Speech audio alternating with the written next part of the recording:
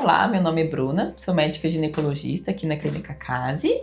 Eu sou a Lorena, também sou médica ginecologista e obstetra aqui na Clínica Case. E hoje a gente vai conversar um pouquinho, né, Lore, sobre os métodos contraceptivos, em que momentos, em que situações a gente deve reavaliar o uso deles ao longo da nossa vida, né, Lore?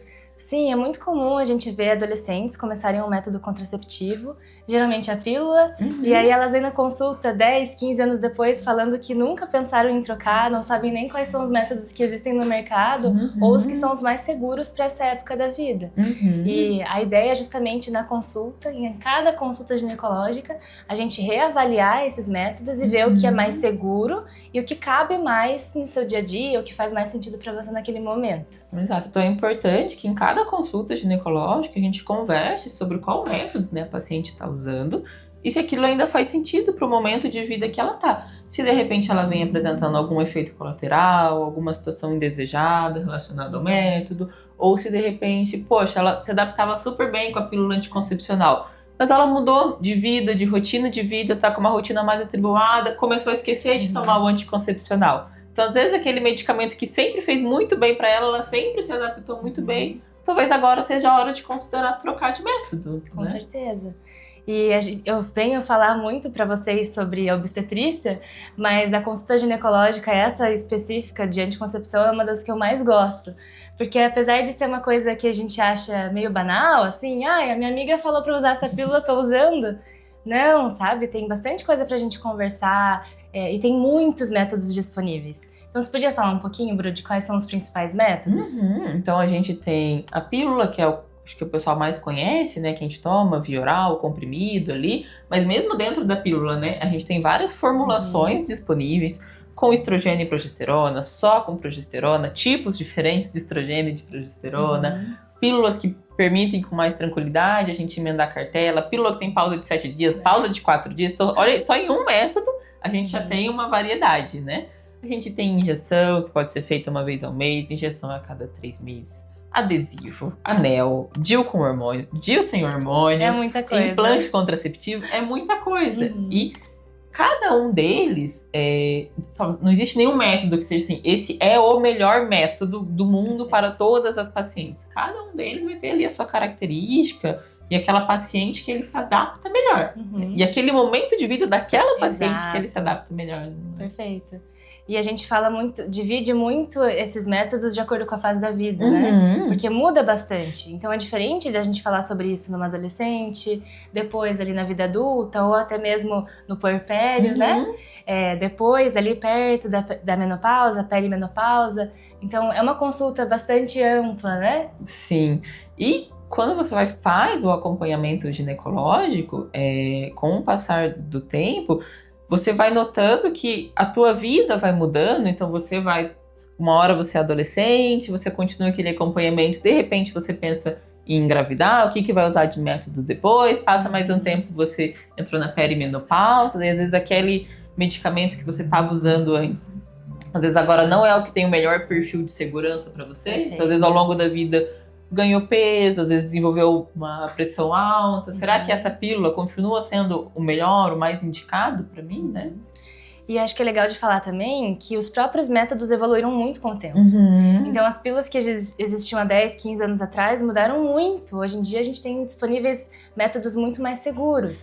É muito comum as pacientes falarem, eu não quero pílula porque é uma bomba de hormônios. Mas faz muito tempo que a pílula não é mais uma bomba, sabe? Sim. Então é legal de conversar sobre isso. Tanto o DIU quanto o Implanon mudou bastante a questão de quanto tempo eu posso usar.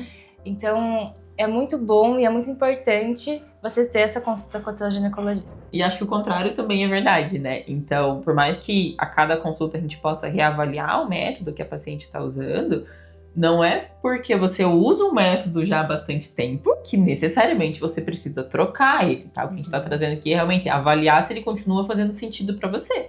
Mas se você está bem adaptada, se o método continua sendo seguro para você, você não desenvolveu contraindicações a ele, não precisa mudar o seu método. Às vezes os pacientes vêm, eu já uso a pílula X há muitos anos, será que não é melhor eu dar uma pausa, eu ficar um tempo sem? Será que o organismo não está muito acostumado?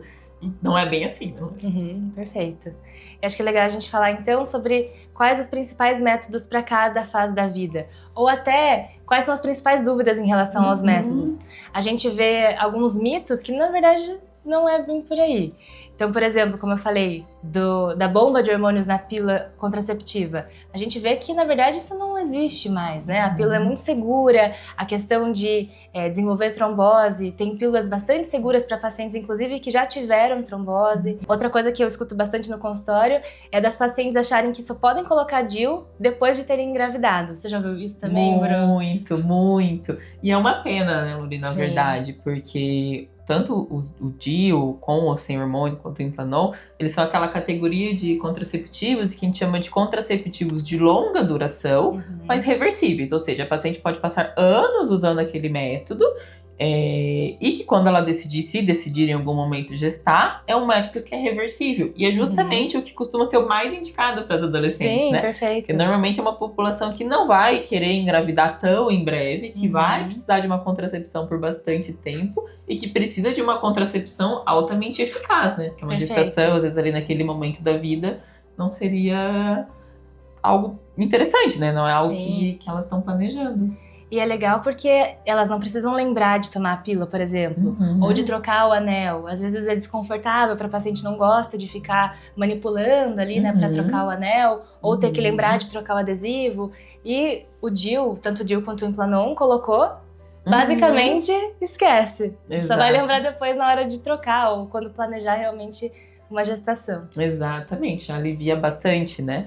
E para as pacientes também, mudando um pouquinho o público, né, a população, as pacientes no puerpério também, né? Perfeito. A gente pensa sempre em momentos que às vezes é mais difícil a gente lembrar de usar o anticoncepcional, e são momentos que a gente precisa, todos os momentos, né? Mas assim, momentos mais críticos pra gente realmente evitar uma gestação não planejada. Então, adolescência, uma mulher que acabou de ter um neném, às vezes ainda não tá pronta pra pensar em engravidar de novo. São momentos que a gente precisa realmente cercar essa mulher de toda a proteção que ela puder ter. Com certeza. Antigamente a gente escutava também no puerpério sobre a mini pílula. E hoje a gente tem métodos muito mais seguros no quesito de prevenir uma nova gestação do que a mini pílula. Tem pacientes também que acreditam que não engravidam. Nos primeiros 6 meses, enquanto estiver amamentando ali, vai dar tudo certo, não vou engravidar. Mas a gente vê que não é bem assim. Existe a possibilidade de gestação, ainda mais por diversos fatores, né? Quando você deixa de amamentar ou começa a espaçar um pouco mais as mamadas, volta a menstruar, pode engravidar também. Então, é uma consulta muito importante para falar sobre isso também. Não só para falar sobre a questão das mudanças do puerpério em si, mas o planejamento da sua vida a partir disso. Com certeza. E com relação ainda a essa ideia de que a amamentação não engravida, né? A gente até pode, entre aspas, usar a amamentação como um dos métodos contraceptivos, né? Sempre associado com outros, mas mesmo assim são critérios muito específicos e que precisam ser seguidos de maneira muito rígida para ela funcionar como método contraceptivo, né? Então tem que ser realmente um aleitamento materno exclusivo, sob livre demanda, que não espace muito as mamadas. Então é muito fácil a gente não preencher todos esses critérios, né? Então realmente não dá para confiar na amamentação como um método contraceptivo exclusivo aí nesse momento do puerpério, né? Perfeito. E Lori, mas agora a nossa paciente já avançou um pouco mais ali na vida dela, chegou ali na fase dos 40, 45 anos. E agora? O que a gente precisa ainda? Primeiro, precisa ainda usar método contraceptivo, mas eu tô olhando pra 40. Realmente preciso continuar usando? Precisa. A gente sabe que com o passar do tempo, a gestação fica cada vez mais difícil, mas elas existem, as pacientes continuam férteis, elas continuam menstruando, continuam ovulando e podem sim engravidar. E se isso não faz parte do teu planejamento, é muito importante associar um método contraceptivo. Mas vai ser muito diferente de quando você era adolescente, por exemplo. A gente vai pensar muito mais no perfil metabólico, então pensando em se você já adquiriu pressão alta, diabetes, aumento do colesterol. Tem pílulas que são mais apropriadas para esse momento de vida.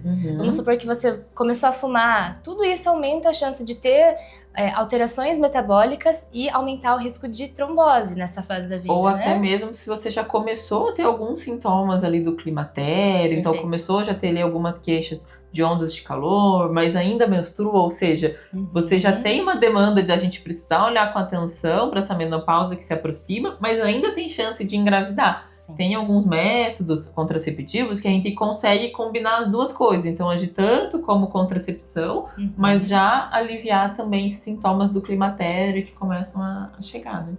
E você sabia disso? Que a gente pode combinar contracepção e reposição hormonal? Não é uma coisa tão comum das pacientes saberem. Mas tudo isso é importante vir na consulta pra gente conversar sobre isso. Exatamente. Então acho que esse vídeo a gente passou um pouquinho sobre vários métodos, sobre várias fases da vida. E acho que ele mostra justamente a importância da gente abordar isso em consulta, né? Que vocês viram que assunto para falar sobre isso tem bastante. Com certeza. Então acompanha a gente aqui no canal, toda semana mais um vídeo aí sobre algum tema interessante da saúde feminina. Ai, que sucesso! Amei. Obrigada, Bruno.